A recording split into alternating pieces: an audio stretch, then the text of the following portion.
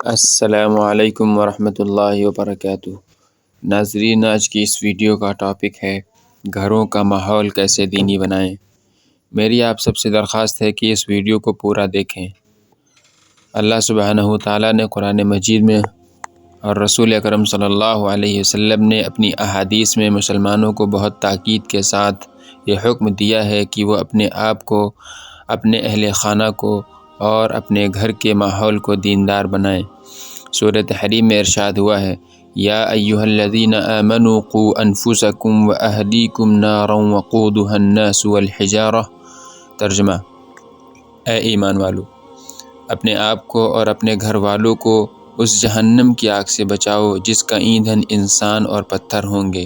یعنی انسان کی ذمہ داری جس طرح یہ ہے کہ وہ خود اللہ کو راضی کرے اور جنت حاصل کرے، اسی طرح اس پر یہ بھی فرض ہے کہ وہ اپنے اہل خانہ کو دیندار بنانے کی فکر کرے تاکہ وہ بھی جنت کے مستحق بنیں اور جہنم کی آگ سے بچیں۔ اسی طرح رسول اکرم صلی اللہ علیہ وسلم نے ایک حدیث میں ارشاد فرمایا ہے کہ وَالرَّجُلُ رَاعٍ فِي أَهْلِهِ وَهُوَ مَسْئُولٌ عَنْ رَعِيَّتِهِ۔ ترجمہ: اور مرد اپنے گھر والوں کا ذمہ دار اور ان کی بابت جواب دہ ہے۔ اس حدیث میں جس ذمہ داری اور جواب دہی کا تذکرہ ہے، اس میں ان کی دنیاوی ضرورتوں کے ساتھ آخرت میں ان کی کامیابی کو یقینی بنانا بھی ہے۔ یعنی اس حدیث سے معلوم ہوتا ہے کہ انسان سے اس بابت بھی سوال ہوگا کہ اس نے اپنے گھر والوں کو جنت میں پہنچانے اور جہنم سے بچانے کی کیا کوشش کی تھی، اور اگر اس سلسلے میں اس سے کچھ کوتاہی ہوئی تھی تو اس سے مواخذہ ہوگا۔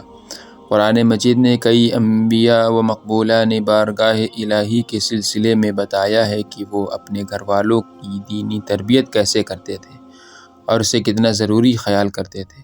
اس سلسلے میں قرآن مجید سے معلوم ہوتا ہے کہ یہ حضرات اپنے اہل خانہ کو وعظ و نصیحت کا اہتمام بطور خاص کیا کرتے تھے۔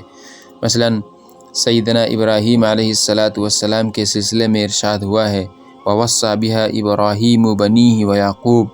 ترجمہ: اور ابراہیم و یعقوب نے اس صحیح دین پر کاربند رہنے کی نصیحت اپنے بیٹوں کو کی۔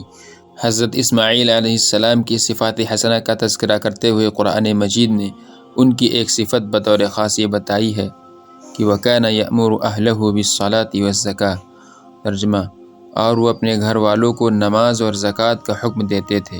اسی طرح حضرت یعقوب کی بابت قرآن مجید نے بتایا ہے کہ جب ان کا آخری وقت آ گیا تو انہوں نے اپنی اولاد کو اپنے بعد توحید خالص پر قائم رہنے کی نصیحت فرمائی، یا بالفاظ دیگر انہوں نے بوقت رخصت یہ اطمینان فرمانا چاہا کہ ان کی اولاد ان کے بعد بھی توحید پر ہی قائم رہے گی اور اللہ کی اطاعت والی زندگی گزارے گی۔ حضرت لقمان، جن کے نام پر قرآن مجید کی ایک سورت کا نام ہی پڑ گیا ہے، کے بارے میں یہ تو طے نہیں کہ وہ نبی تھے یا نہیں، لیکن قرآن نے جس طرح ان کا تذکرہ فرمایا ہے اس سے یہ تو طے ہو جاتا ہے کہ وہ خاصان خدا اور مقبولان بارگاہ الہی میں سے تھے۔ سورہ لقمان میں ان کا ایک پورا وعظ نقل فرمایا گیا ہے جو انہوں نے اپنے بیٹوں کو کیا۔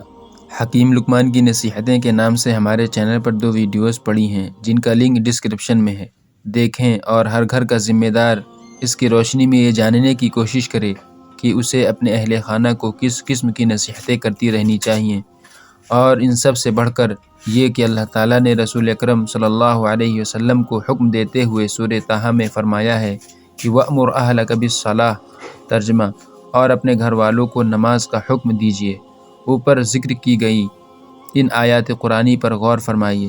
اپنے اہل خانہ کو نصیحت کرنے والے یہ کون حضرات ہیں، اور ان کے وہ اہل خانہ کون ہیں جن کو یہ دین پر گامزن رہنے کی نصیحت کرنے کا اہتمام کر رہے ہیں۔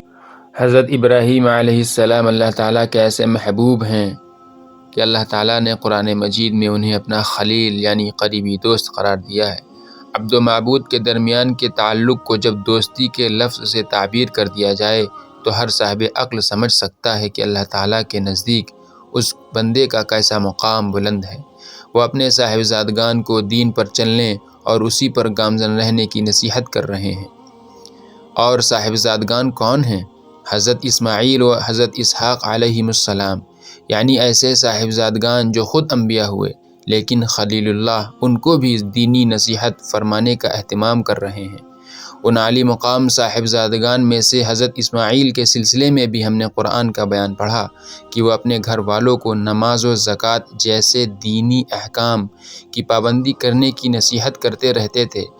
ان کے بھتیجے یعنی حضرت اسحاق کے بیٹے حضرت یعقوب علیہ السلام کے بارے میں ہم نے پڑھا کہ وہ بھی اپنے اہل خانہ کو وعظ و نصیحت کا خاص طور پر اہتمام کرتے تھے، اور بوقت وفات انہوں نے بطور خاص یہ اطمینان کرنا چاہا کہ ان کی اولاد جن میں سے ایک حضرت یوسف علیہ السلام بھی تھے، ان کے بعد توحید پر ہی قائم رہے گی۔